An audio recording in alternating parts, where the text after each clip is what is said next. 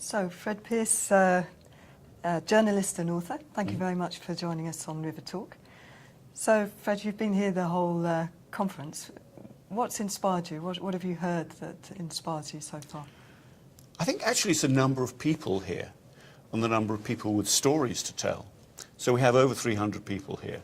And there are so many success stories. I don't want to, we have big problems on the world's rivers. We spend a lot of time talking about the problems. But if the 21st century is going to be the century of ecological restoration, when we undo the damage that we did in the 19th and 20th centuries, and I think it is, I think that's how it's going to play out, rivers have got a really good start. Maybe because rivers are more dynamic, it's perhaps easy to sort of push them back onto the right path. The rivers will do a lot of work for you when you want to do restoration. But even so, I'm really impressed that discussions about environmental flows, discussions about how you put back ecosystems, how you put back the sort of physical structure of rivers and their flows and their meanders and all the rest of it. A huge amount of very technically coherent discussion going on. But boy, are people keen on it, and there's a real policy objective here. One of the things I've noticed in comparison with earlier conferences like this is that people are really focusing on the need to engage society, to get society's will and pressure behind river restoration. As a journalist and author, you must have some idea how people who are practitioners and researchers can best act to achieve that. Yes, I think there's a real danger that as we build expertise, the experts take over. And it's the ecologists or the engineers who drive everything that's done. And I think that's a mistake, because you've got to have public support. You're doing this partly for the ecology, of course, but often for society and the way that we think about rivers. And that, we love our rivers. So I think there needs to be not just a technocratic element in it, you have to know what you're doing, but a democratic element too. And I think the practitioners have to listen very hard to what the public and what politicians even are telling them about the real needs of society. And if we do that, if we want to serve society rather than tell society the kind of rivers that they ought to have, then I think we're going to make real progress. Right. Let's just turn to some of the challenges, because we've also heard many times in this conference that there's a lot of good policies out there for water in which river restoration could and should be supported. But when it comes to the crunch and rivers come up against economic development, they usually are still losing out. So how can we address this, the weakness of environment in the bigger picture? Well, I think we're going to have to look for win-win solutions. We're going to have to work out ways in which the demands that we make on rivers and water can work better with the, if you like, the ecological dimension, but also the long term, because we're talking about maintaining rivers so that they can deliver services for us in future. So a lot of it is short-termism versus long-term thinking. So if we can begin to put all that together, the bad news, I guess, is that we use water in all sorts of ways really very, very inefficiently. We just make a mess of it, both in rivers and elsewhere. But the good news means that just by doing simple things better, we can have a much reduced effect on rivers and still get the same return out of it. A lot of it is just simply working out how rivers work and not trying to fight them all the time, but go with the flow, if you like, go with natural ecosystems, natural processes. So it doesn't solve all our problems, that. There will be tensions and there will be disputes and there will be irreconcilable things. But we can go quite a lot of the way simply by being a bit smarter. Yes, and perhaps one of the biggest dilemmas right now is over hydropower, and particularly small-scale hydropower in Europe, which is likely to threaten the last remaining pristine rivers, the very same ones. How do you see that playing out?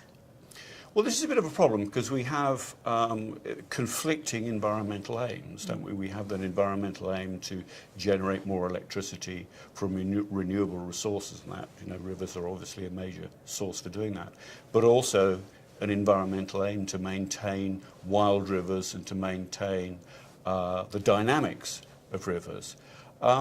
I think that is, at some level, irreconcilable. We're going to have to make some hard choices. But you can do it better. You can have hydrological engineers who understand the dynamics of the river that they're working on and who are not just ticking boxes of what a legislator tells them they have to do in terms of environmental flows, but actually thinking about the dynamics of a river and what is really needed in a river. Sometimes they say, oh, well, we'll maintain some flow in the river and we'll just take the water during flood peaks. But of course, in some rivers, it's the flood peaks that matter most. So we have to understand and I think the more we understand about rivers, the more we can persuade the practitioners, the hydroelectric engineers and other people about how rivers work and the dynamics of rivers. We can have some win-wins. There are irreconcilable conflicts, but we can have some win-wins too.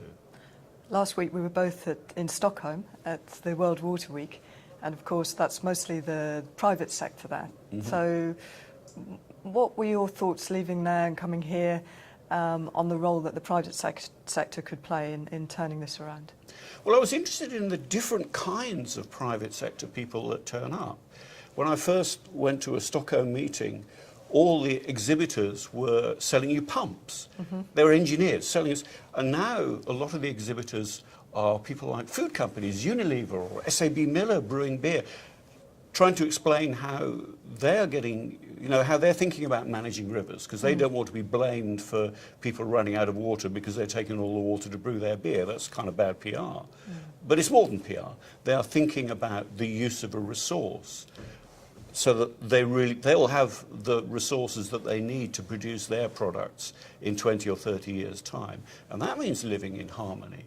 So I think different kinds of people are coming in from the public, from the private sector, to talk about these things. And mostly, I think that's good news. Yes, it seems that reputation is a big, maybe the biggest driver for these companies. Well, if that's the starting point, that's fine. If that's all it is, if it's all PR, if it's all just corporate social responsibility in a very narrow sense, ticking the boxes, then that's not really very useful ultimately. But if they're thinking hard about rivers, about water, about ecosystems, if they're thinking long term, thinking about how we use those resources more effectively, and some of the companies, only some, but some of the companies genuinely are, and are commissioning research and that kind of thing, then maybe we're onto something. And finally, you've visited many of the world's greatest rivers, and I was wondering how you saw what you've heard this week, which is purely European, in that bigger context. Do you think that there are valuable lessons and tools and techniques here that could help, for example, in Africa? Or do you think that's a completely different story? Well, they're at a different stage probably. Europe has done a lot of damage and we've realised the consequences of the damage that we've done, and we're trying to resolve some issues and trying to maintain some rivers and improve rivers and so on. Certainly in parts of the world, there's a lot of damage yet to come, frankly. I've been looking at the River Zambezi, where it's really only now starting to be used in a serious way, and you can imagine that some quite bad things could happen there.